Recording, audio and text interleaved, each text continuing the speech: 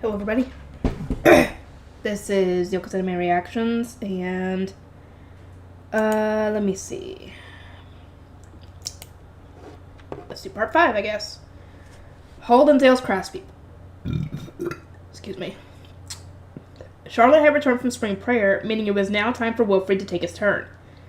Ferdinand and I needed to observe the transfer of the chalice as the High Priest and High Bishop respectfully, but once that was done, we saw them both off and started making our way back to our rooms. Wait a moment, Ferdinand. Aren't you going to be traveling by High Beast? I asked. Why then are you due to be away for the same number of days as Wilfred and Charlotte? You aren't saving any time at all. Unlike you, I need not prioritize preserving my stamina above all else. My objective is not to minimize my schedule. Rather than using his High Beast to visit multiple mansions in a day, Ferdinand was going to finish a ceremony each morning and then gather new ingredients in the surrounding area. Okay, that makes sense. He apparently had much more leeway this year in more ways than one since I was awake now and we were still getting help from Wilfred and Charlotte. This is a rare opportunity to travel, Ferdinand concluded. I must make use of it. Okay, makes sense. Ferdinand, might I ask that you not say these things in front of Angelica, I asked. She was looking at Ferdinand and Eckert with an expression that radiated pure envy, muttering ingredient gathering to herself. Ferdinand and Eckert were, of course, ignoring her entirely. You will be leaving for Haldensdale before I return from spring prayer, correct? Here, Elvira sent you a letter. Read it later, Ferdinand said. Okay, as it has warnings about the trip and who will be accompanying me, I see. Did I not say later? Ferdinand asked. He was exasperated that I had started reading the letter as soon as I'd taken it from him. But I ignored him and continued reading. The essential core of the party was going to be me, the Gutenbergs, Elvira, and then Wilfred and Charlotte, who we were going to properly introduce to the printing industry. No knights from the Order and Cardstadt, or 2 knights from the Order and Cardstadt, as the Knight Commander would also be accompanying us as guards, since so many of the Archducal family were going to be together in one place. I see you won't be coming with us, Ferdinand. I thought you might be since you're my guardian. There is no need, considering that your parents, Cardstadt and Elvira, are both attending. Oh, true. The letter says to bring only 1 attendant, 1 scholar, and 1 personal knight, since there are going to be so many people coming. But also that they need to be the same gender, since they'll be sleeping in the same room. What should I do? I don't have any single adult women among my scholars or attendants. True. It was hard for wives with families and underage children to go on such long trips, and with how harsh and cold the journey was going to be, I didn't want to bring Riarda either. Ferdinand had made the decision for her to accompany me to the Royal Academy, but given her age, it felt wrong of me to push her so hard. You cannot pick a new retainer just for Haldensdale, and we have little time. For now, discuss this with Elvira, Ferdinand said. After confirming with Elvira that I was allowed to bring apprentices as well, I settled on having Laisletta and Feline accompany me. Angelica was going to be coming along too. But that had been set in stone from day one, since she was my only female adult guard knight. Several days had passed since Ferdinand had departed for spring prayer, and I was now getting ready to leave for Haldensdale. Fran carried over a box wrapped in cloth. Lady Rosamine, these are the 3 small chalices we are to deliver to Haldensdale, and this is the greeting we should say when delivering them. Please use it as a reference. Thank you, Fran. This will be very helpful. It was the temple's responsibility to deliver the small chalices, so I would be traveling to Haldensdale in my ceremonial High Bishop robes. I had accompanied Ferdinand when he was delivering them to Yeames back in my Shrine Maiden days, but this was going to be my first time doing it on my own. I was feeling somewhat uneasy and wanted to bring one of my temple attendants with me for support, but I soon gave up on the idea. They would almost certainly die of stress from having to travel with an entire party of nobles. Good morning, Lady Rosamine. Benno and Damien greeted me from the front gate where they were waiting with the carriages. They had been instructed to come to the temple early so that we can reach the castle by 3rd bell. Johann and Zach must have come on foot, as I saw a grey priest guiding them over from the back entrance. May we load our luggage into the High Beast? Let's asked. Oh my, let's! They brought you here to help? Yes, because the carriage must be ridden back, he replied. He wasn't going to be following us to Haldensdale, but Benno still brought him here to help us. I smiled a bit at that and opened the door to Leslie's back seat. What the heck is that? Johann exclaimed, recoiling as he saw one side of my panda bus start stretching open. This is Lady Rosamine's High Beast, Leslie replied. You are going to be traveling in it, so put your things inside. Everyone else had ridden inside Leslie before, so they were carrying their things inside without even the slightest reaction. Among the luggage we had plant paper and colored ink to sell, tools that we needed for altering magic contracts, tools that Zack needed for his work, and changes of clothes. Meanwhile, Johann was observing my high beast with a grimace. It was only when Zack barked at him to hurry up that he timidly started loading his own things too. Come on, Johann, you're in the way. Go sit down already. It's more comfortable than a carriage. After a few terse remarks, Zack shoved Johann into Leslie before climbing in himself, and with that, we were off.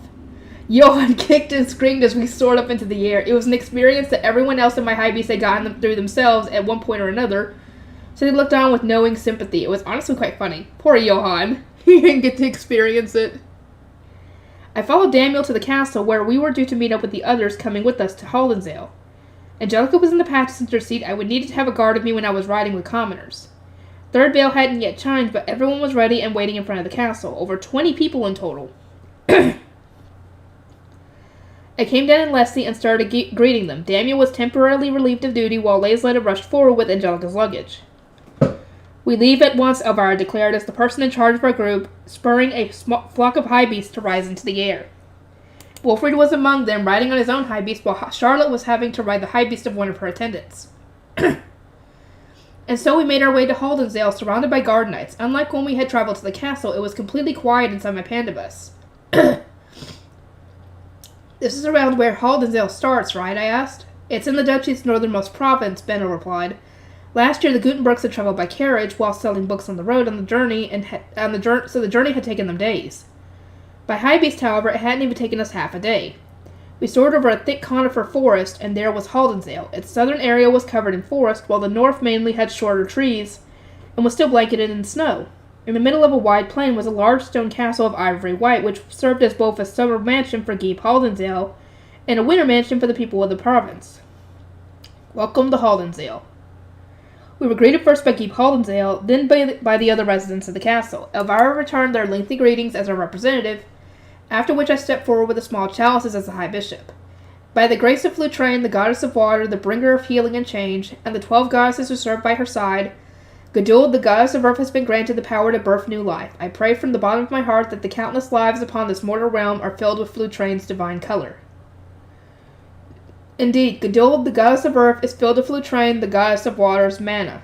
Geeb Haldensdale said, Blessed be the melting of the snow, blessed be the coming of spring. Upon delivering the chalices to the Geeb, my duties as the High Bishop came to an end.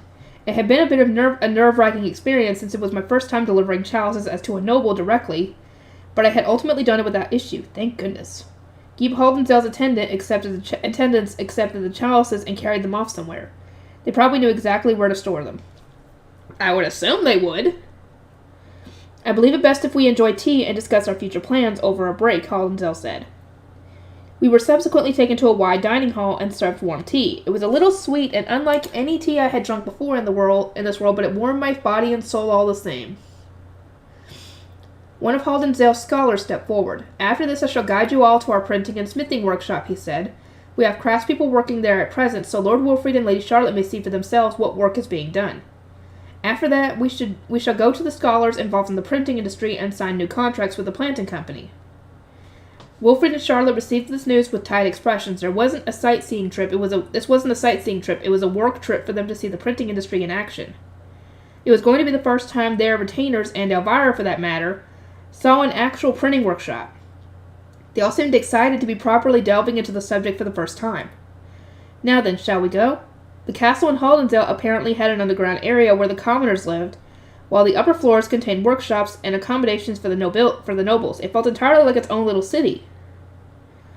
You were raised here, Ernesta? Charlotte asked. Indeed, the printing industry was only established in Haldensdale a few years ago, however, and since I have been in your service for the entire duration of its existence, I am not very knowledgeable about it myself. It seemed that Charlotte's guard knight Ernesta was a men noble from Haldensdale. We listened to her talk about the province as we walked along a dim hallway.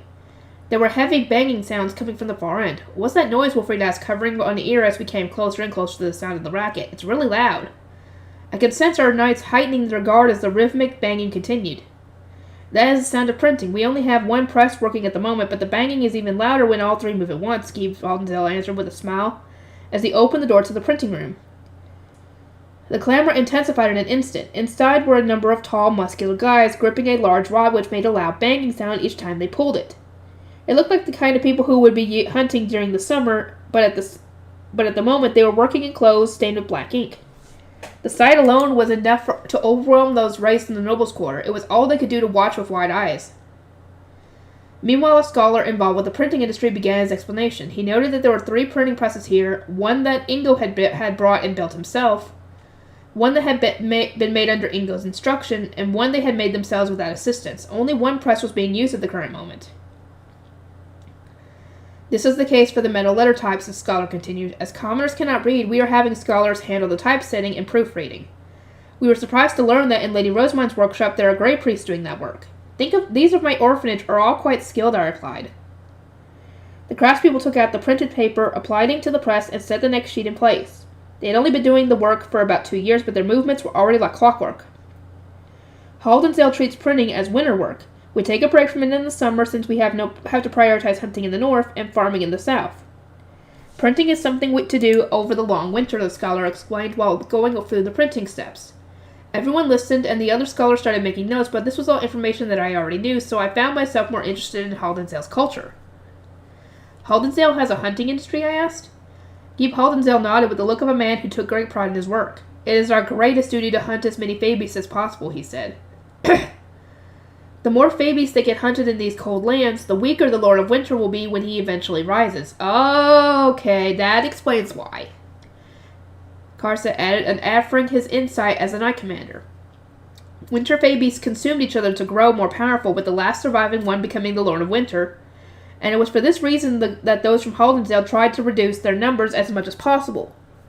Historically, Haldensdale had the most knights out of any province due to the nobility being raised in this environment. Even the commoners were tougher than average, since they had been able to hunt fabies to a certain degree themselves. But that is not the only reason we hunt fabies. We also hunt them to protect our food, Haldensdale continued. The commoners would starve if the fabies destroyed their fields of valuable crops. Although those in the south lived similar lives to the farmers around the city of Ehrenfest, those in the north better resembled tribal hunters and spent the summer traveling around Haldensdale to hunt before spending the winter in the castle. Many of the tribes have finished preparing to depart. Once spring prayer ends tonight, they will leave to hunt. I look forward to it, I said. This is my first time participating in spring prayer for our province. After our tour of the printing room, we moved on to the smithy. Inside were a bunch of craftsmen with a wooden box, wearing tense expressions as they awaited Johann's arrival. I could hear Johann swallow hard when he saw them, and they all exchanged stern looks. Now, show Ehrenfest craftsmen the results of your winter labors, Geeb Haldensdale instructed, prompting the smiths to step forward with their box. Johann accepted it, set it down on a table, and then started going through the metal letter types inside. All was quiet in the smithy, and the air was thick with tension. The craftspeople watched Johann's hands with almost frightfully intense expressions, but he was examining each letter type so carefully that he seemed not to notice them at all. The smith who had previously been afraid of my high beast and floundering amid all the nobles was now nowhere to be seen. Johann continued to examine the metal letter types in silence while the scholars explained to Wilfred and Charlotte how the letter types and all the other parts that were needed were made, as well as how they were being used with the printing presses. The repeated clinking of metal could be heard as Johann separated the letter types into 2 piles. These pass, these don't, Johann said plainly. They aren't made according to the blueprints. They fail. He must have put his all into the examination because there was sweat beading on his brow by the time he was done. He wiped it away with his sleeve and sighed, pleased that the job was done. The craftspeople whose letter types hadn't received passing marks stared at Johann with wide eyes. What do you mean they fail? One cried. Don't mess with us. We did make them according to the blueprints. What's even wrong with them? Yelled another. Johann shook his head, enduring the barks from the young craftspeople and the hard looks from the older ones. I mean, I told you they're not made according to the blueprints. They're not usable. Say that again. I dare you. The atmosphere became immediately hostile as the Haldensdale craftspeople began to audibly threaten Johann. The nobles around me had turned to look at them, clearly shocked by their aggression. This isn't good. The Haldensdale craftsmen were enraged about having spent all winter making the letter types only to be rejected without explanation, while Johann glared back at them, unwilling to budge on his decision. This was about the only time he showed the backbone that came naturally to most of the craftspeople, and while neither side was wrong in its position, it was exceedingly dangerous for this kind of aggression to be shown while nobles were watching. I instinctively stepped forward to break up the feud. Johann, allow me to see them as well. I'm the one who ordered them to begin with. Lady Rosemine. A stir ran through the nobles, and the craftspeople, as I, the adopted daughter of the Archduke and a guest of the province, involved myself in a commoner dispute. I ignored the fuss entirely and started to examine individual letter types from both piles, checking them from all angles. Ah, I see, these certainly won't do. Am I right to assume this is the problem? I asked, pointing at the issue I was referring to. Johann nodded in response. If one compared the two piles, it was clear to see that the failed letter types varied in length and width. Such inconsistencies, no matter how slight, were a grave issue. I recalled how the letter types Johann initially created for me hadn't had any such discrepancies, and once again found myself surprised at how much more skilled he was than other smiths. These are so slanted that the printing letters would smudge on the pages, which makes them unusable. And this one did not receive a proper metal finish, meaning it will damage the paper during the printing process. I pointed at each tiny letter type in turn and explained why it had received a failing mark. The craftspeople balked at me, clearly wanting to say that our expectations were much too high, but my status as a nobleman were unable to protest. I suppose you must find this level of precision unreasonable, but I have been ordering such exact products from Johann for years now. Metal letter types do not allow for any degree of concession. The result must be perfect in all areas.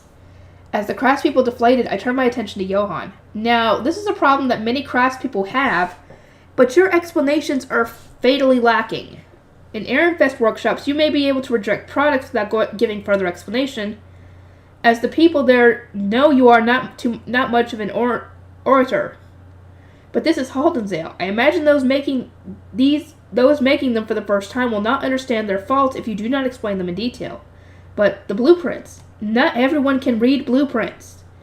They may be able to read the numbers as you do, but not the more detailed instructions written alongside them. And most importantly, it is rare for customers to demand as much precision as I do. It is possible they do not understand the level of precision I require here. Johann blinked in realization. He was so used to my request that he considered it a matter of course to follow the blueprints without even the slightest margin of error. But even in Ehrenfest, that was something unique to him. Rosemine, these all look the same to me. What are the issues? Wolfried asked, having at some point walked up to us from behind to look at the letter types. Ah, Wolfried, I believe you will understand if you compare these, I said, lining up 4 letter types that passed Johann's inspection, besides 4 that don't. Wolfried examined them with narrowed eyes before eventually voicing his thoughts. From this pile, this one looks a little shorter. Brother, allow me to see as well, Charlotte said, changing places with Wolfried to peer at the metal letter types herself. I started telling them how printing worked, and noted that even the slightest letter type imperfection would cause huge problems, only to notice that the Haldensale Smiths were listening with humbled expressions. It occurred to me that I had never before tried to explain this topic in detail, since Johann completed my orders perfectly every time. Perhaps I was the one who needed to work on my explanation skills. You both could. It couldn't hurt. The height of each letter type needs to be exactly the same before they can be used, and slanted letter types will cause a mess of problems. I eventually concluded the metal letter types Johann makes are completely identical in size. I would even go so far as to say there is beauty in their perfection. Do you not agree? It was easy to miss the flaws in the letter types when considering them individually, but when 10 or 20 were lined up, they became quite apparent. Some couldn't even stand on their own, some were a little rough, and some stood slightly taller, even if only by less than a single millimeter. After confirming the mistakes themselves, the Smiths of Haldensale stood up with renewed strength. We'll remake them. Approximately half of your letter types received in passing marks, so you're almost there, I assured them. You should feel proud that you were able to accomplish that much. Even back in Ehrenfest, there are extremely few Smiths skilled enough to make letter types that receive Johann's approval. Isn't that right, Johann? Yes, even my disciple, Danilo, struggles with them. He has not yet earned perfect marks.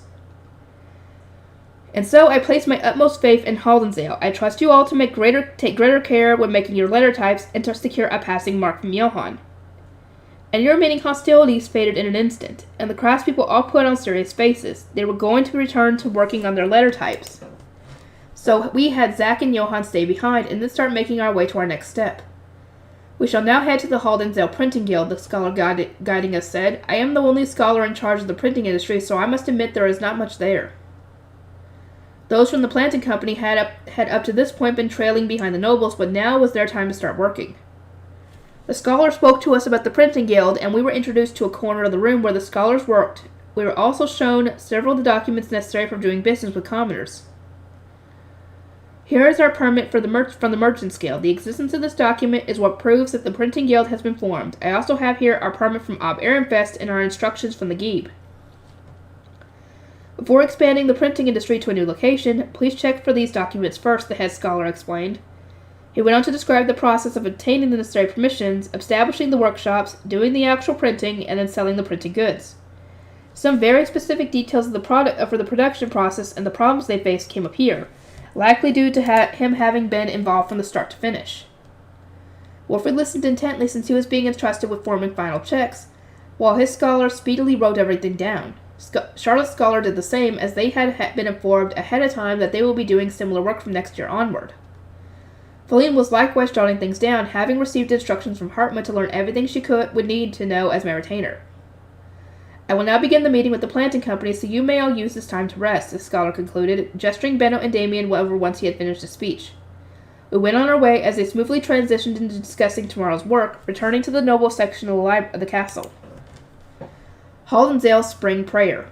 You must all be tired. Please rest in your rooms until Spring Prayer tonight, Countess Haldensale said. She hadn't accompanied us on the tour, but she nonetheless came forward to serve us as an excellent hostess. Our attendants had already prepared our rooms and unpacked our luggage for us. Feline, Angelica, and I entered the room I was guided to, where we found that Lazletta had prepared our bath water after having finished unpacking everyone's luggage. Will you be wearing your ceremonial High Bishop robes during the Spring Prayer? She asked while she was bathing me. Indeed, I will be participating as the High Bishop, and the one who brought the small chalices, so I will want my ceremonial robes, I replied. I personally believe that my work here was done now that I had handed over the chalices, but it was probably best for me to play it safe and wear my High Bishop robes for Spring Prayer. Lazletta had apparently been speaking with the Countess, and she informed me that Spring Prayer was going to start at 6 bell. We had been asked to gather in the dining hall before then, and from there we would move to the plaza. Once I was wearing my ceremonial robes and spring hairpin, I climbed into my panibus. I was still pretty tired from our tour that day, so I had gotten permission from Guy Haldensale to travel around the castle in my high beast. Lady Rosemine, that makes everyone. Now then, shall we move to the plaza? It seemed that I was the last to appear in the dining hall. Upon my arrival, Guy Haldensale stood up and started escorting his wife to the plaza. Under normal circumstances, Lord Wilfrid would similarly escort you, but unfortunately... Elvira trailed off and instead asked Wilfrid to walk on my right as I traveled in my high beast. Behind us was Charlotte, then Cardstead, who was escorting Elvira, and then our scholars and attendants who were lined up in order of status. Our guard knights were surrounding us in a protective formation, with Angelica walking directly to my left. Guy Haldensale and his wife leisurely descended the stairs. I was starting to wonder why they had called the place they were going to hold Spring Prayer a plaza rather than a grand hall. But then I remembered that Gilner's Harvest Festival was held not in a noble state, but rather in public with the commoners and Gabe celebrating together. Perhaps having shared celebrations was also common in Haldensale. Who knows? I was already aware that the commoners had their own living space underground, and indeed there was a long ivory hall with evenly spaced doors. It looked entirely like the hallway that linked the Royal Academy's dormitories. The white walls seemed to be glowing faintly, but aside from that, our surroundings were dim. We soon arrived in a large plaza. The commoners were already gathered, but aside from that, this was nothing like Spring Prayer at the Winter Mansions in the Central District. There was a large cylindrical stage positioned in the center of the plaza, atop which was a stand and a shrine that held offerings to the gods and the small chalices. During the harvest festivals in Haas and in Ovner, there were seats on the stage that looked down upon the commoners. Here in Haldensale, however, there was a round table near the stage where the province nobles were already seated. There were also several other round tables positioned right in front of the stage, but those ones were empty. I guess that the table closest to the stage was for those from the Archducal family, while the seats that were still farther away were for Guy Haldensale and his wife. Here you are, Lady Rosemine. Guy Haldensale pulled out a chair for me, and a tremor immediately shot through all those around me. Huh? It seemed like this development had come as too much of a surprise for them to completely hide their feelings. I glanced over at Cardstead and Elvira, unsure whether I should actually sit down, and they shook their heads ever so slightly. It was presumably a signal that I should refuse. My apologies, Guy Haldensale, but could you offer a seat for Wilfrid first? I must put away my high beast, I said, indirectly refusing his offer while leisurely descending from Leslie.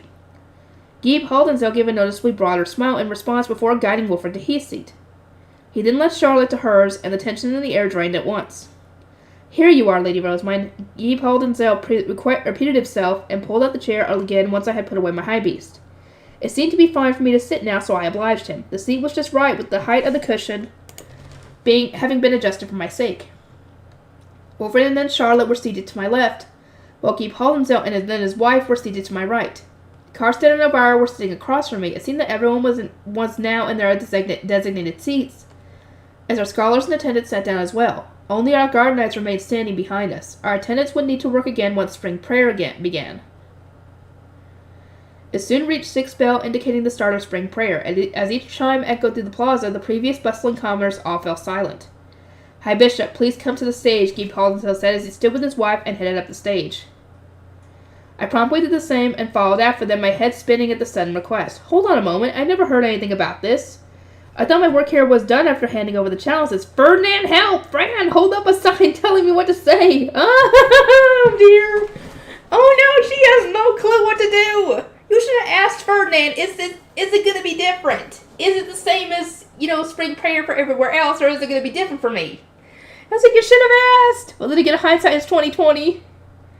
This is the celebrated High Bishop, known to all as the Saint of Ehrenfest. She is the daughter of my little sister Elvira, and we celebrate her return to our homeland, Geeb Haldensdale declared, causing the gathered commoners to erupt in cheers. It seemed that the people of Haldensdale intended to treat me as a family entirely because I was Elvira's daughter, even though they had never actually met me before. Geeb Haldensdale extended his hand, raising it as high as his shoulder. His gesture quieted the crowd, allowing him to then break the silence with a declaration spoken in a heavy and profound voice.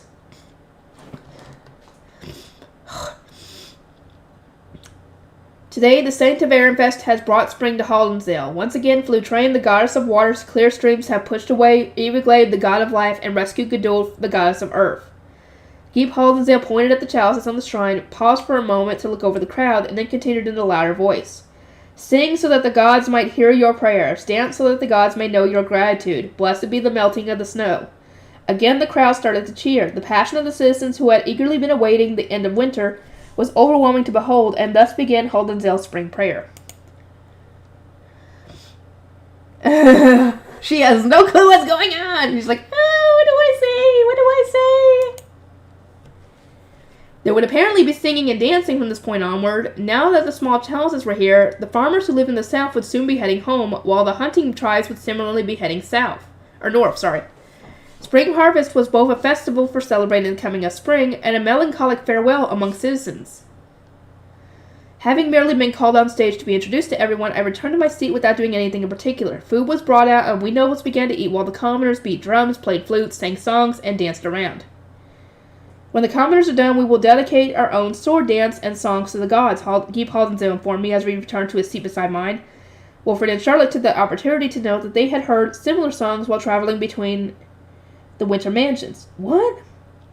But I've never heard any songs during spring prayer before. It seems strange to me, but when I gave it more thought, it occurred to me that my top priority had always been going to give the next blessing. In other words, while I had gone all over the place for spring prayer, I never actually stayed until the end and participated in the entire ceremony. It was a shocking twist. "The two of you also participated in spring prayer?" Geeb Haldensdale asked Wolfred and Charlotte with widened eyes. It seemed that most were unaware of this fact, since landowning nobles returned to their province after the feast celebrating spring was over. Wolfred nodded in response to the Geeb's question. "Yes, we siblings need to help each other out. It would be too much of a burden for Rosemine to bear alone, and we're all equally the Archduke's children," he said, speaking in a tone that seemed to emphasize this was obvious. "Indeed," Charlotte added, "we can only be of use because of my sister's mana, but what matters is that we are participating at all. We are slowly developing more skills, and my goal is to perform the blessing without relying on Rosemine." As she spoke, her indigo eyes started to sparkle. "Oh no, my siblings are such wonderful people, and then there's me, the girl who cares only about books. Sorry, I'm not going to change, but I'm sorry for that too. The most I can do is apologize and press forward." "Lady Rosemine, are you on good terms with your siblings?" Geeb Haldensdale asked. "Of course. They work very hard for my sake during my long sleep. They have grown so much that I can only bemoan my own lack of growth," I replied. Upon hearing this, the Geeb leaned forward back against his chair and crossed his arms in thought. "I am one who offers prayer and gratitude to the gods who have created the world," came a familiar prayer. I glanced over at the stage to see that the Knights of Haldensdale, who were going to be leading the tribes heading north to hunt, were lined up next to each other. "Grant an end to this world of pure white," they continued. "Shatter the all-consuming ice and free our goddess of earth." "Oh, I know this song." "It's a song? I thought it was a prayer!" Or rather, I know the lyrics. It was a song that the goddesses subordinate to the goddess of earth sang when seeking aid from the goddess of water after the god of life tore them from Geduld. The subordinate goddesses offered their power to the goddess of light and water, praying for the goddess of earth to be saved. It was my first time hearing the lyrics in song form, but they pretty much just repeated the same phrases over and over, so it was easy enough to follow along. Uh-oh, yeah, you don't want to do that. I started to sing with them, but then I caught myself and stopped. Singing biblical songs of prayer ran the risk of me granting some strange blessing. Geeb Haldensdale noticed that I was humming to resist the urge to sing and leaned forward in amusement. This is the Haldensdale song celebrating the coming of spring and marking the beginning of the hunt, he explained. The hunters sing it before leaving. Oh? Is this not a song to pray for the melting of the snow and summon the goddess of water, I asked. Cocking my head to one side, the Geeb Haldensdale returned a curious look. Not once have I heard this song in the Royal Academy or in Ehrenfest, not even during the feast. I thought it was sung only in Haldensdale. Do you know it from somewhere else? This is my first time hearing it, but the lyrics are written in the Bible passed down from each high bishop to the next, I explained. The lyrics also have art associated with them, and they aren't found in the other Bibles in the temple's bookworm, so that must be truly old. According to the illustrations, the song was originally sung by the subordinate goddesses on a circular stage, much like yours. First Geeb Haldensdale, then Karstedt and Elvira blinked in surprise. Atop the stage were offerings to the gods and the small chalices. Uh-oh. Will you sing as well, Lady Rosemine, the Geeb asked? I feel that spring will come early this year if the Saint of Ehrenfest offers her prayers. Do I need to? 'Cause, you don't want to do anything crazy and add a blessing when, you might not need to. Yeah, 'cause if Ferdinand finds out about that, you ain't gonna do very good. I glanced around in surprise. It was written on everyone's faces that they were interested in the suggestion, but I didn't want to get in trouble for blasting out blessings like some kind of party trick. I did not plan to perform any religious ceremonies here, I noted. Oh, but is delivering the chalice not part of a religious ceremony? I suppose, technically speaking, but what do I do? Ferdinand, help! Help, I need help here! Just as I was debating whether to send an ordinance, Elvira interjected, Dearest brother, it would be cruel to have her sing a song she is only now hearing for the first time. Instead, why not have women from Haldensdale sing? We can have them sing together in the same way that the men do. There we go. Thanks, mother. I can always count on you. A wave of relief washed over me. There was no need for me to get involved when the women of Haldensdale could sing instead. But that reminded me, this was Elvira's home province. Oh, does this mean we are going to hear you sing once again, Lady Elvira, one noble asked. This is a rare opportunity indeed. I certainly would like to hear your harpsichord playing again, another added. There were Haldensdale elders who seemed about as old as the retired Bonifacius, looking at Elvira with amused smiles. It seemed that she had seldom returned home after being wed to Karstedt, and the older folk found her playing to be nostalgic. Now that is an idea, Elvira. How about you get on stage? You can still sing, I assume, Geeb Haldensdale asked, his lips curving into a grin as his gaze moved from me to her. It was the expression of an older brother teasing his little sister, but his eyes still carried an unmistakable touch of familial warmth. If you insist, I suppose I am the one who brought this up. I shall sing with the women. In the end, an arrangement of only women gathered to sing atop the cylindrical stage. They already had the song memorized, since the men sang it every single year. The crowd stirred with excitement at the sudden, completely impromptu development. Unable to refuse the hopes and dreams of so many eager audience members, Elvira would be acquiring her harpsichord and performing as well. Father, I did not mean for Mother to... I began feeling a little worried about Elvira having been somewhat forced into this situation. Far from being anxious, however, Karstedt was watching his wife with an amused smile. Don't worry, Elvira is fairly skilled. Are we really going to use this opportunity to brag about your wife, I asked, having been so genuinely concerned that I couldn't hold back my complaint. Lampret burst into laughter, while others covered their mouths with their hands and gave Karstedt teasing looks. Oh my, bragging about me now, are you? Elvira asked, looking down at Karstedt with an expression that was far more teasing than the rest. He inhaled sharply, and after looking around, coughed to clear his throat. Rosamund, that's the kind of comment you should keep to yourself, alright? Certainly, I will refrain from mentioning that you sometimes cannot contain your romantic feelings for Mother.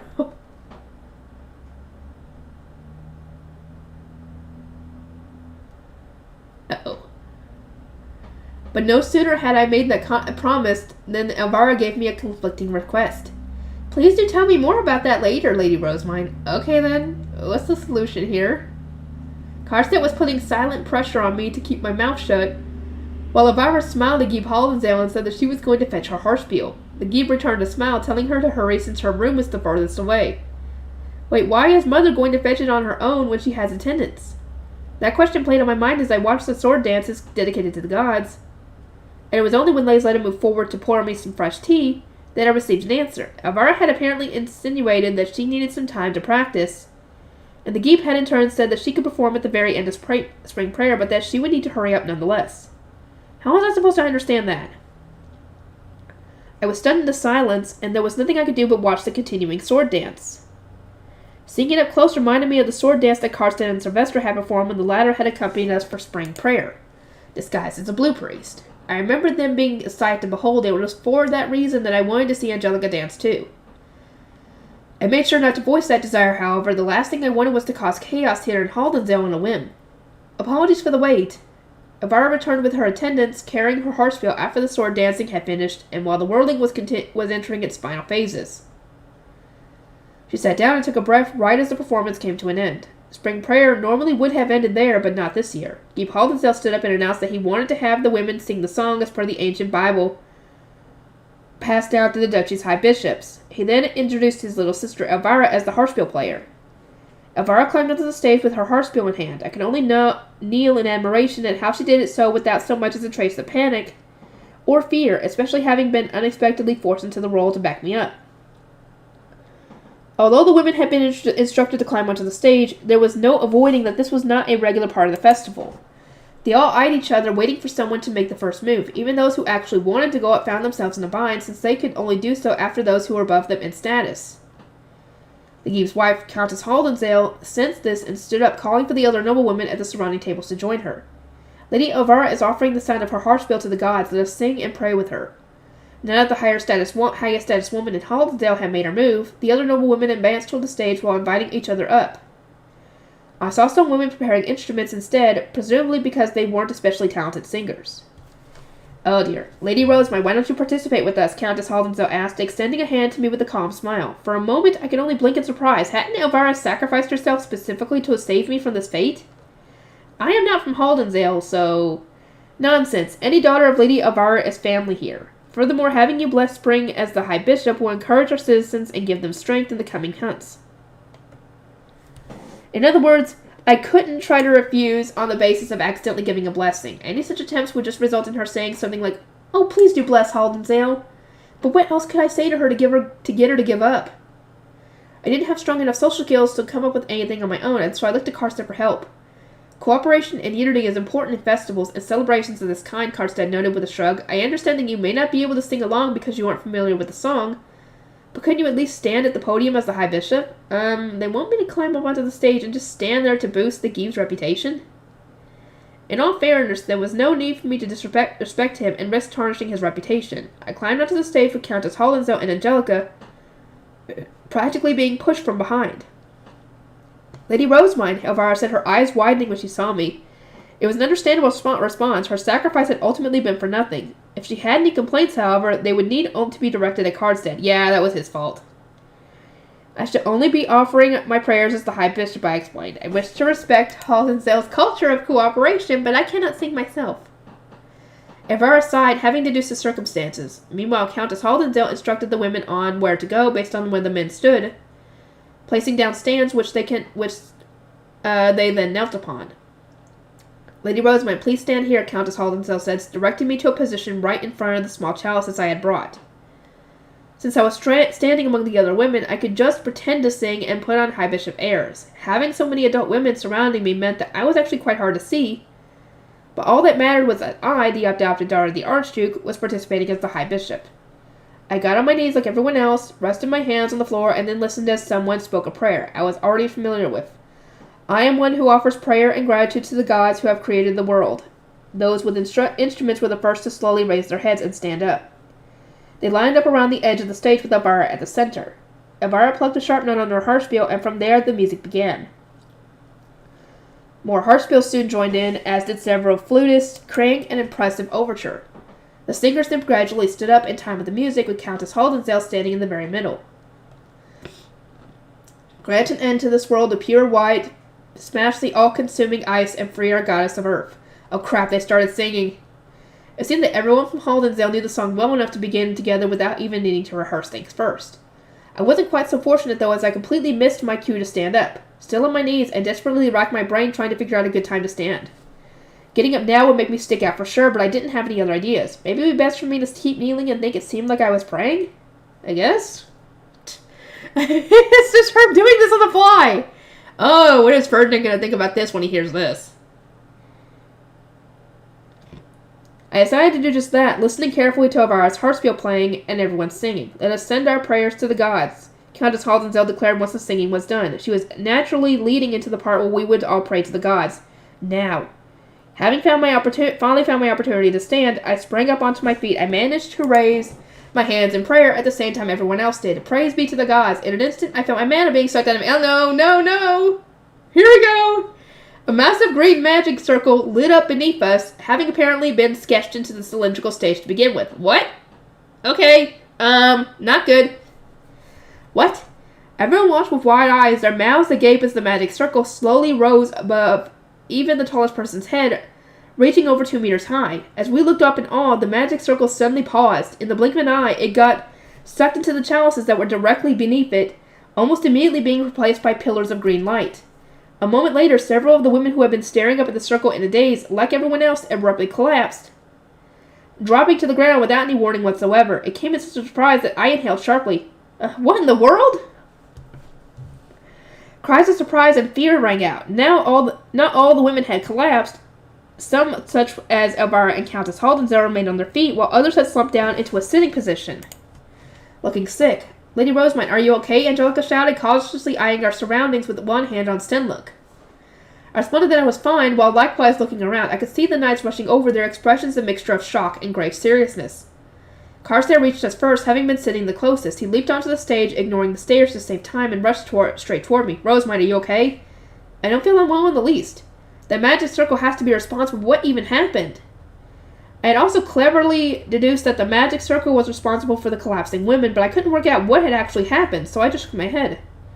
Carstairs looked me over for a head to toe, making sure that I really was fine, and then went over to Elvira, who was already coming our way. Elvira, are you likewise feeling okay? Carstairs asked. I feel completely fine, but the burden seems to have been too great for the lay nobles, Elvira replied. The magic circle a moment ago must have completely drained their mana. Please give them rejuvenation potions at once. Upon receiving this order, the knights hurriedly pulled out the rejuvenation potions they always carried on their belts and started pouring them down the throats of the unconscious women. Those who were still conscious took that opportunity to drink their own potions. According to Elvira, the women who had collapsed were lay nobles, while the sick-looking ones currently sitting down were men nobles. Lady Rosemont, let us entrust this matter to the people of Haldensdale. Brother, I shall escort Lady Rosemont and the others to their rooms. Elvira said, entrusting the cleanup to the Geeb couple and taking on the duty of returning us 3 archducal children to our rooms.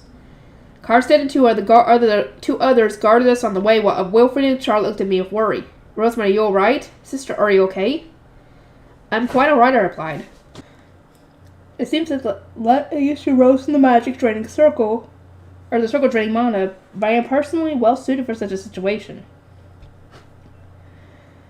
Once we reached my room, I looked up at Elvira while waiting for Laysletta to open the door. I shall be resting in my room now, but will you be going to help Geeb Haldensdale, Elvira? Indeed, this is an unprecedented event. I intend to help my brother as much as I can. If you are going to assist Geeb Haldensdale, please drink a potion first, I said. You also had your mana taken by the circle, Mother. Elvira smiled, said, I thank you ever so much for your concern. Please do get some rest. And then headed for Charlotte's room. As I watched her go, I noticed she had seemed very similar to Ferdinand when he pushed himself past his breaking point, despite claiming he was fine. I grabbed onto Carstairs' cape. Father, please ensure that Mother actually does drink a potion. Of course, Elvira's always had a bad habit of putting the needs of others above her own. I know what to do, Carstairs said, patting my head. I decided to entrust him with this. So Elvira's kind of like Ferdinand, in which she'll push herself past the way she needs to, essentially. I went into my room, bathed, prepared for bed, and then climbed under the covers. Upon seeing that I was ready to sleep, Laysletta glanced toward the liquid embodiments of Ferdinand's kindness, which remained untouched on the table. Will you not drink a potion, Lady Rosemont? She asked. I did not lose nearly enough mana to warrant drinking one, I replied. I may not have stamina, but I have plenty of mana. It was just as I started dozing off that I heard an unsettling rumbling coming from outside. Even with my consciousness fading fast, I recognized it in an instant. Wait, thunder? Neat thunder. My calm drowsiness lasted only a brief while, however. The thunder quickly grew in intensity, becoming so loud that I feared it might splinter the wooden shutters covering the windows. Red flashes illuminated the room and the curtains of my bed, creating an atmosphere that was disconcerting to say the least. It was impossible for me to sleep like this. Eek, what the heck? This is scary, so scary. It's not just loud, it's also bright as heck. I could hear it even when I buried my head beneath the covers. The next thing I knew, the curtains over my bed started to rustle, a development that caught me off guard that I inevitably let out a little shriek. Are you quite alright, Lady Rosemine? Laisletta, yes, I'm doing fine. Despite my concerns, it wasn't the thunder that had pulled open my curtains, but rather Laisletta and Angelica. On the other hand, I was relieved to see them, but on the other, having my head out from under the covers made the thunderclaps even harder to endure. Lady Rosemine, I happen to be afraid of thunder, Laisletta said. Would you mind my staying with you for a short while? Not in the least. You can even sleep here if you would prefer. I don't want you to be... You won't be afraid of me here for certain. Quick, under the covers. I put back the bed covers for Laisletta and Angelica, but they naturally declined to sleep in the bed with me. Instead, Laisletta sat by my pillow and held my hand, making a point to note my mother often did this for me when I was young. Laisletta, I don't remember Mother ever doing this for me, Angelica said, looking down at our hands with a conflicted expression. Seeing that, Laisletta returned a small smile. Why, sister, that's because you never stirred no matter how loud the thunder got. You were always long asleep by the time this happened. Wow, I never even noticed. It wasn't until rather late at night that the thunder faded and I could finally sleep. I struggled to wake up in the morning as a result, wrapping myself in my blanket and mumbling about wanting to stay in bed until I absolutely had to get up for breakfast. Lady Rosemine, this is serious. Please get changed at once. Geeb Haldensdale has an urgent matter to discuss, Laisletta said, throwing aside the curtain in her haste. A messenger had presumably arrived a moment ago. Did something happen, I asked. Spring has come to Haldensdale. Well, of course, spring prayer concluded yesterday. I'm guessing she meant so dramatically that they are even shocked by it. In the nobles' quarter, it was considered spring after the feast, while in the lower city, it was considered spring after the winter coming of age ceremony. Meanwhile, in places like Haldensdale and the farming towns of the central district, it was considered spring after spring prayer. Since spring prayer here in Haldensdale was already over, it came as no surprise that it was springtime, regardless of whether there was still any snow on the ground. I tried to express this to Laisletta, but she immediately shook her head. That is not what I meant. All the snow vanished in a single night. What? I got changed at once and headed to the arranged meeting place, a tower that was in the highest point of the Haldensdale castle, and served as the best place for looking at the surrounding nature. There I found Geeb Haldensdale, his wife, the higher-ups of the province, Karlstadt, Alvara, and a bunch of knights looking around in a daze. When we had arrived at Haldensdale, the ground had still been blanketed with snow, the clouds had been thick, and the sunlight weak, such that the north had almost seemed to be a field of white from afar. But now that the snow was entirely gone, and surrounding the castle in its place were fresh green trees, vibrant flowers of white and yellow, and bold red cliffs. The breeze stroking my cheek was still a little cold, but it could hardly be compared to the frosty winds that originally greeted us. Even the sunlight was softer and more comfortable. Wow, this is a nice view, I remarked. The goddess of spring certainly worked hard. This is not spring in Haldensdale, Lady Rosemine, but it is a sight akin to the start of summer, Geeb Haldensdale replied, pointing at the blue sky. The noise last night was Verdrena, the goddess of thunder, announcing the coming of spring. In Haldensdale, her thunder roars when the snow has melted completely.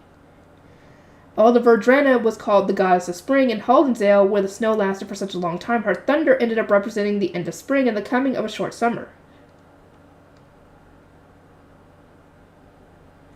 It did occur to me last night that the thunder seemed quite out of season, but I think this has happened. Geeb Haldensdale murmured, his brow furrowed in confusion. As I looked around, I noticed people steadily filtering out of the castle and onto the flower-covered fields. It seems that quite a few people are leaving the castle in a hurry, I observed. Does anything need to be done about that? It's only natural that they are in a bit of a panic. This is unprecedented. It seemed that the southern farmers needed to rush home and get straight to work on their farms to ensure they could produce the biggest harvest possible, while the northern hunters would need to return to their hunting grounds post-haste, since they couldn't predict how many beasts would appear in this new weather. The sudden change had managed to alarm the entire province. That magic circle was responsible, I suppose, I asked. Given that nothing else was out of the ordinary, I believe it is a safe guess. In that case, it may be that spring prayer was originally a ceremony during which citizens would offer their mana, pray to the gods, and summon true spring. The power of the goddess truly is incredible, is it not? I was impressed to once again learn how powerful the gods were in this world, but Geeb Haldensdale widened his eyes and gave me a steady look. Lady Rosemine, could you not repeat the ritual to hasten the coming of spring for future years too, I asked? The magic circle was part of their cylindrical stand, so if they used it again, they could probably repeat the process, albeit in a pretty hefty mana cost. We welcome the melting of the snow, but judging by the commotion last night, the burden it places on the women is much too great, Keep Haldenzel replied. I am frustrated at myself for having been completely unable to help. In the temple, blue priests without much mana perform the dedication ritual using face stones containing my mana.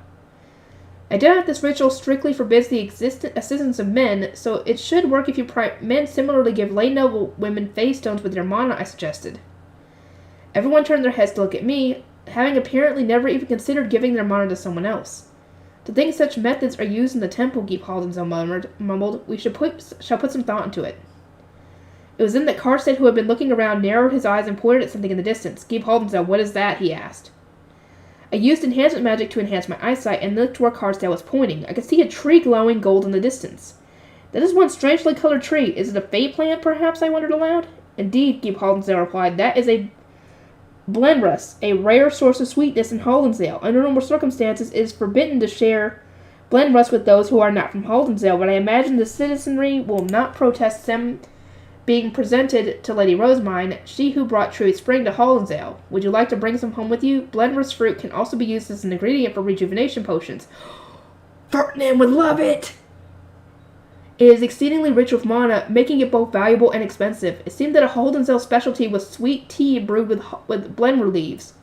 The prospect of trying some made me happy, so I responded to his offer with an enthusiastic nod.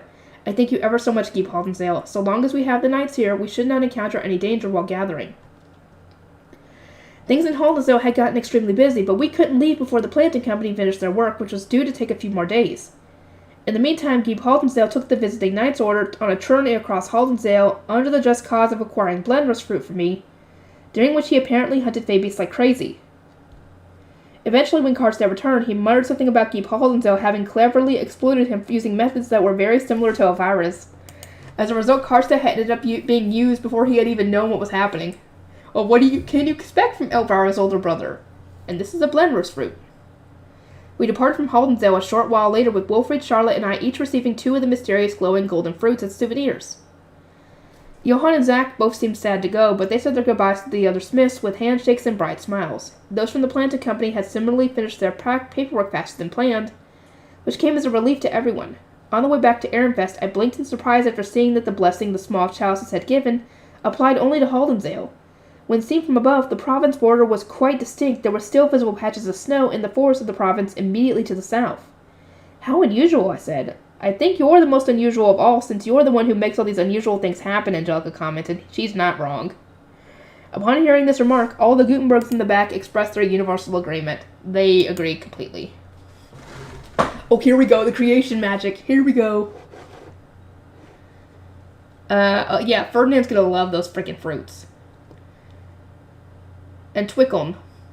I'm just going to say the creation magic, just so it's... I can't even say that word right. And Twickum. Elm. I cannot talk. I cannot say foreign words. Feline, Lazetta, and the others returned to the castle, but since there was no point in us bringing the Gutenbergs there too, they rode with Angelica and me back to the temple. I landed my panda bus in front of the main gate where carriages for the planting company were already prepared, and then turned to face Benno. I will contact you again once we have decided where you will be going next. Thanks to your assistance, things went quite smoothly this time, Benno replied with a satisfied smile. The trip had proved considerably less stressful than the year before, when he and the others had spent days traveling and found work much more of a struggle. Plus, Zach and Johann were pleased with having gotten an opportunity to productively work with the Smiths. We shall await your next summons, Lady Rosemine. I'll work on my explanation skills so I can do a better job at teaching the Smiths about the blueprints next time, Johann said. Same here, Zach added. I'll do my best to bridge the gap between Johann and the Smiths. That's a good idea. I saw the Gutenbergs off and then turned back to the temple where I found my attendants were waiting for me. Ferdinand was with them rubbing his temples. I'm guessing he got an ordinance on this? Yep. Welcome back, Lady Rosemine, Fran said. And so I have returned. Indeed you have, Rosemine, Ferdinand replied with a glare. You have something to report to me, do you not? I have already received ordinances from Geep Haldenzel, Elvira, and Karstead, and yet, strangely enough, I received no such correspondence from you, the person most involved. I didn't do anything! She did nothing! All she did was stand in the praying pose, and that's when the thing activated. I inhaled sharply. My understanding of the events at Haldensdale was simply that I had pointed out how the ceremony was done in the Bible, and that the goddesses had worked hard for our sakes when we followed the correct procedure, but it seemed that the others had interpreted the situation differently. As it turned out, those developments were something I should have sent a report about.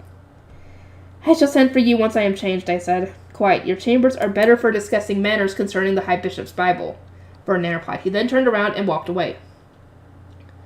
I entrusted my luggage to Fran and Zahn before returning to my chambers with Monica and changing into my High Bishop robes. In the meantime, Angelica sent an ordinance to Daniel requesting that he come perform guard duty in the temple. After asking Nicola to prepare tea and sweets, I let out a heavy sigh. I am not enthused to ask this, but please summon the High Priest. Understood. Zahn went to call Ferdinand while Fran prepared the ornate Bible passed down through generations of High Bishops and the key required to open it. Once that was done, I turned to the relevant page. Now then, Rosamund, state your case. What exactly do you want to know? I asked Ferdinand. I simply pointed out that the song the men in Haldensdale were performing during spring prayer was, according to the Bible, originally sung by Gudul's subordinate goddesses. It was Gudul Geep Haldensdale who had decided to have the women sing it. Karstead who had pushed me onto the stage, and the goddesses who had brought spring to Haldensdale. As far as I was concerned, I hadn't done anything myself. There exists such a page? This is my first time hearing that the High Bishop's Bible differs from the others. Have you not read it already? I seem to recall you reading from it for me when I first visited the temple. One cannot see the text of that Bible without the High Bishop's permission. At the time I read only the opening pages, as Besenwast had instructed, Ferdinand replied. Okay, that makes sense. Of the few pages that he initially read, it seemed that nothing had differed from his expectations. As it turned out, the Bible passed down through the High Bishops was a type of magic device. It wasn't decorated with gemstones as I had initially thought, rather it was protected by phase stones. Okay, that makes sense now. This protective magic was linked to the key that was also passed down from one High Bishop to the next.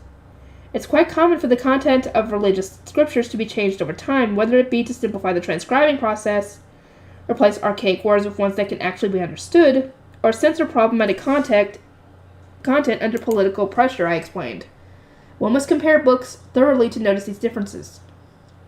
In short, you compared the Bibles thoroughly? Indeed, it was clear to see that the old Bible contained more pages than the new one, so I checked to see the differences. The Bible used by the High Bishop was heavier and much thicker than the Bibles in the temple bookroom, even when accounting for the lack of gemstones and the sizes of the Bibles both shrink and grew over the years. It was how I passed my time in my Blue Shrine Maiden days, when acquiring new books was more difficult. For the record, I also investigated the prayers that someone, most likely Besenwast, had scribbled in the margins of the High Bishop's Bible. There are prayers scribbled in the margins?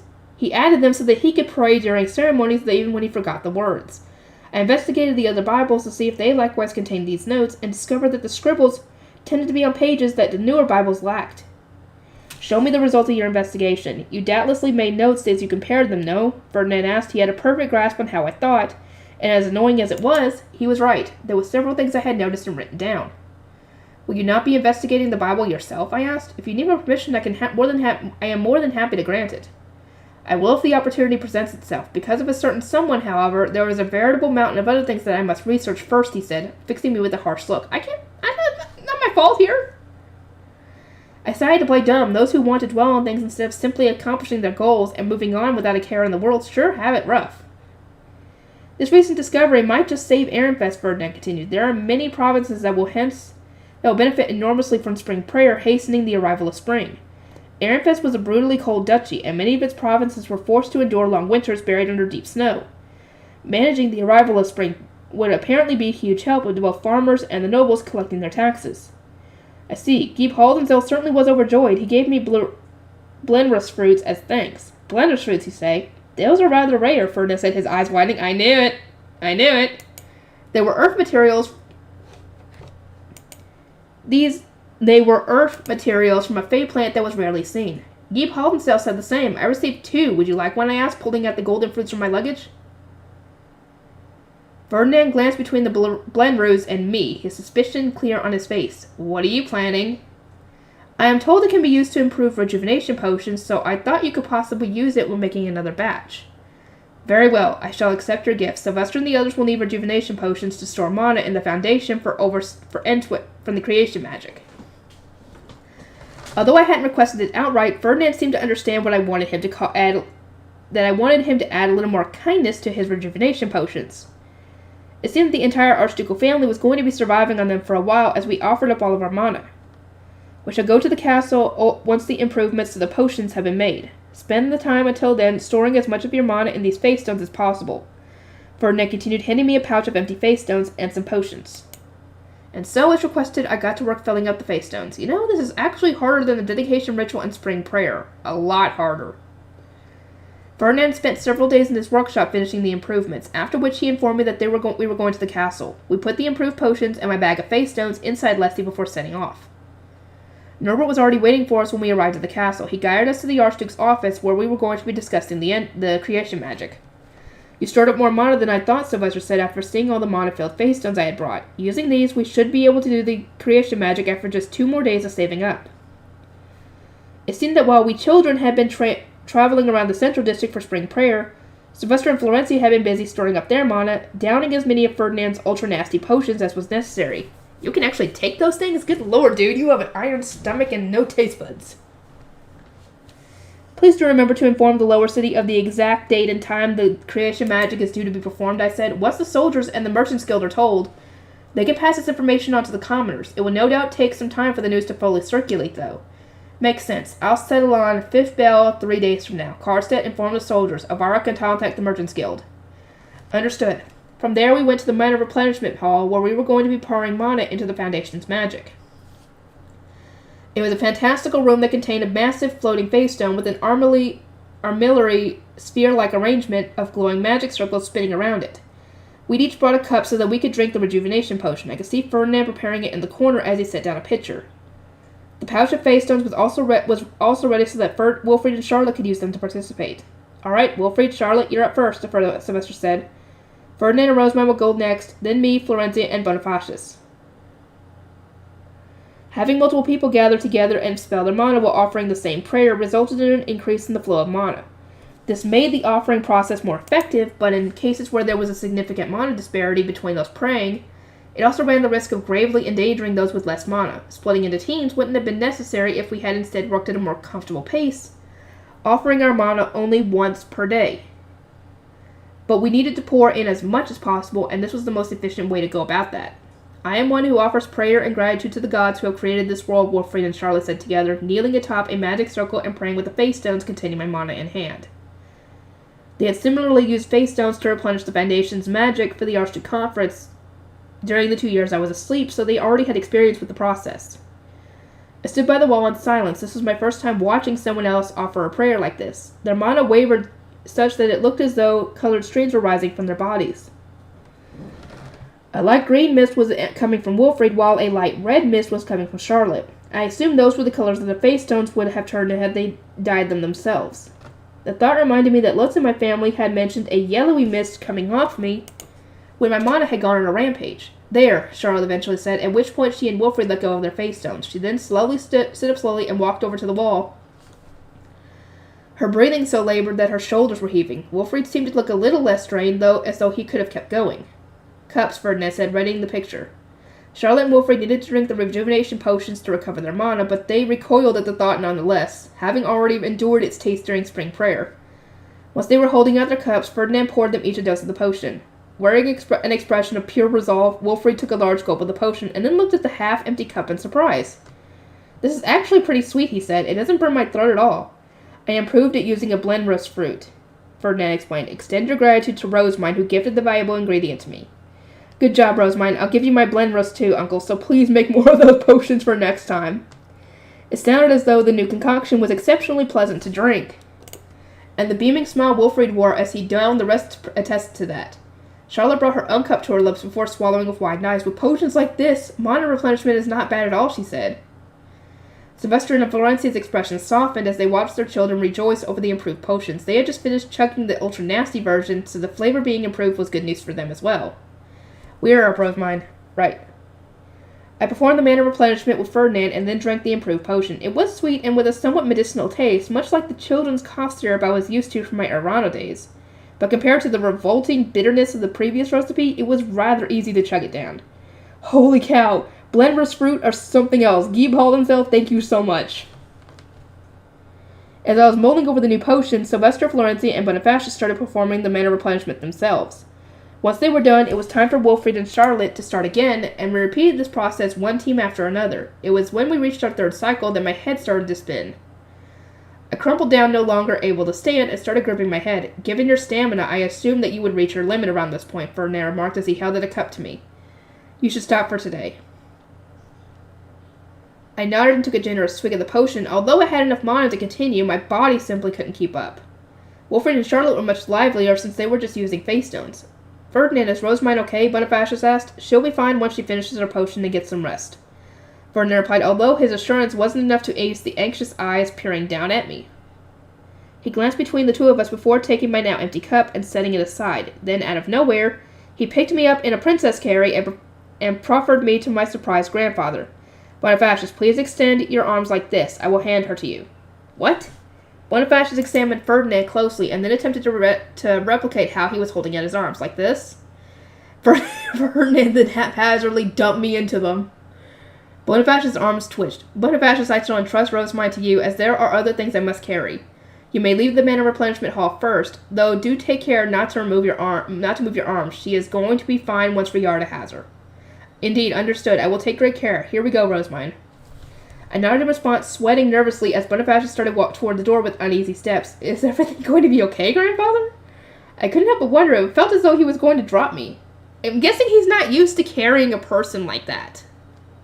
Especially if someone's so tiny. So, I mean, he's going to be nervous, especially considering the last time we tried to pick you up and just, be all happy and toss you in the air like a child. He almost tossed you to the ceiling. So, yeah, I can understand him being a little nervous. Our retainers were waiting for us outside the hall, and they balked upon seeing me in Bonifacius' arms. Lord Bonifacius, milady! Riarda shoved through the crowd and over to Bonifacius, who immediately held me out to her. Once she had pulled me from his arms, he gave the heroic smile of a job well done, and said, Riarda, Rosemine is not well. She has already taken her potion, but Ferdinand said to have her relax in her room. I leave the rest to you. Grandfather, I thank you ever so much, I said with a kind smile. Contrary to my fearful concerns, he hadn't dropped or thrown me anywhere. Indeed, rest well, Bonifacius replied with a grin. He then cleared his throat and put on a stern face, returning to the mana replenishment hall, while Riarda carried me straight to bed. Okay, now we're gotten 3 days later. It was the day of the creation magic spell. We had apparently stored up enough mana now, so Sylvester announced during lunch that the spell was going to be performed at 5th bell as we had planned. My time spent resting had allowed me to recuperate and recover my mana, so I promptly made my way to the Archduke's office. Since only archnobles with Archduke blood were permitted to enter, Riarda accompanied me inside. It seems like the soldiers and the merchants guild did their jobs. According to the knights we had watch over the lower city by High Beast, come 4th bell, every building had its windows shut, and all street activity had vanished, Karstead informed me. Thank goodness. We entered the replenishment hall with the same group as last time, sans Sylvester, who was instead going to where the actual foundation was to perform the creation magic as the Archduke. Riarda saw us off, remaining in the office. Our job as the Archducal family was to resupply the foundation magic with mana once the creation magic had almost drained it dry. Is everything ready? Florencia asked. As we waited kneeling atop the magic circles, a cute chime came from a bell that was hanging at Florencia's hip. It was a signal from Sylvester that he had finished preparing. I am one who offers prayer and gratitude to the gods who have created this world. Florencia began, prompting us to begin praying in turn. I could feel my mana steadily being sucked out, perhaps because the foundational magic was being used up. That's enough, Charlotte shrieked, prompting us to all immediately stop offering our mana. Since we no longer had to stockpile as much mana as physically possible, our plan from this point onward was to slowly replenish the foundation's magic over time. Once we were outside the mana replenishment hall, Sylvester came back to the office looking exhausted. Thanks for all your help, he said. The creation was a success. The question now is what will the commoners do? Fear not, they'll keep things clean and presentable, I said, and since I had both mana and stamina to spare today, given that we were prioritizing speed over quantity... Sylvester, I would like to see how the lower city has changed for myself. The knights are going to be heading to the gates to tell the commoners that the creation is done. They should do a good enough job serving as your guards, Sylvester said, giving me his approval while chugging under the potion. Card said, take Rosemine with you to the gates. The vice commander can guard the rest of us here. Understood. And so I went to the lower city with Daniel, Angelica, and about 10 knights. Ferdinand was also accompanying us after saying in no uncertain terms that he couldn't even comprehend what sort of trouble I might cause alone. He's not wrong on that one. All the windows and doors were still shut tightly, and while the streets were completely devoid of people, they didn't actually look any cleaner. It seems to me that nothing has changed, I commented. Naturally, the modifications were almost entirely underground, meaning there was very little to see on the surface, Ferdinand replied. That said, if you look closely enough, you will notice the locations that were added for disposing of waste. I squinted with magically enhanced eyes and spotted manhole-like covers at the edge of the roads. Oh, there's the sewer system. They were particularly hard to see since they were the only parts that would look so white and clean. That said, this defeats the purpose, Ferdinand muttered. It is as I thought. We should have changed it all. Wait, hold on a moment, I interjected. The last thing I wanted was him deciding that all our manor offerings and efforts in the lower city had been for nothing. We just need to clean the place, right? We can do that right now. What are you getting at? There's nobody here, see? We can just wash it. Oh my god, you idiot! I took out my staff and engulfed a portion of the city in a ball of water. It promptly ended up cleansed, a sight which caused Ferdinand to blink in disbelief. Why did he not think of doing that before? Rosemont, do you truly intend to cleanse the entire lower city with washing? How foolish can you be? I mean, she's recovered her mind. She has a ton, and you do too, Ferdinand, so you guys can both do it. It might be hard work, but it's a better option than uprooting the entire lower city with another creation spell. I protested. The soldiers and those from the Merchants Guild had all promised to keep the city clean, and I wanted everything to be ready for them to do just that. Wait, Ferdinand interrupted me as I started pouring my mana into my staff. Your method is far too wasteful. Oh? If you wish to spread your mana over such wide areas, it is more efficient to use magic circles. Karstedt, tell Ob Ehrenfest that we are going to be using wide area magic. Rosemont, pour your mana into these. Stylo. Ferdinand gave me 5 face stones before taking out a staff and starting to draw a magic circle in the air. The chance for spells had been tweaked and shortened over the long course of history to minimize the time spent casting them, but it was apparently more advisable to use magic circles when one wished to use large-scale area magic. I continued pouring mana into the face stones as Ferdinand finished up the magic circle with his staff. The face stones weren't particularly large, so it didn't take me very long to dye them. Rosemont, are the face stones ready? Yes. I handed the face stones back to Ferdinand, who grouped them together with 8 of his own, and started tossing them into the magic circle one by one. Each of the 13 face stones flew to a particular location around the city as though it had been pulled there by a magnet, and they began to shine. O goddess of water flew train, bringer of healing and change, O 12 goddesses are served by her side, please hear my prayer and lend me your divine strength. I offer to you our song, joy and songs of glee. I offer to you our prayers and gratitude so that we may be blessed with your purifying protection. May your cleansing waves wash upon this land so that it might return to its intended form. The face stones shone brighter as Ferdinand prayed, and a green light started to streak around the magic circle. An instant later, the circle split apart, leaving 13 separate circles in the sky. Above the lower city, each with their own face stone in the center. Water poured from them all at once, raining down on the lower city like a deluge, rushing down the alley so fiercely that I thought the entire city was going to flood.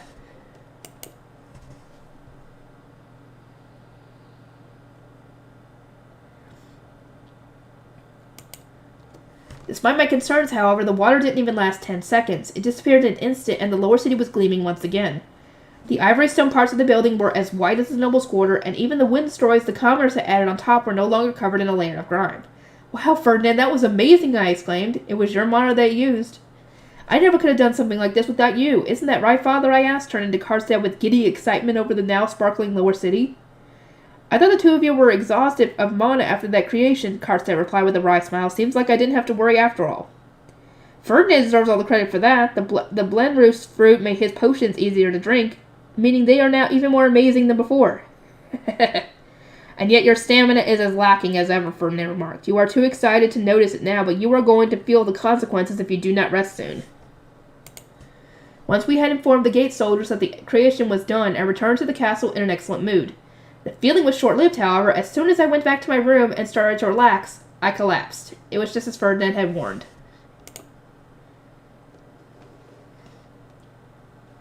Okay, I think I'm going to have to end things here, and I will see you all in the next one.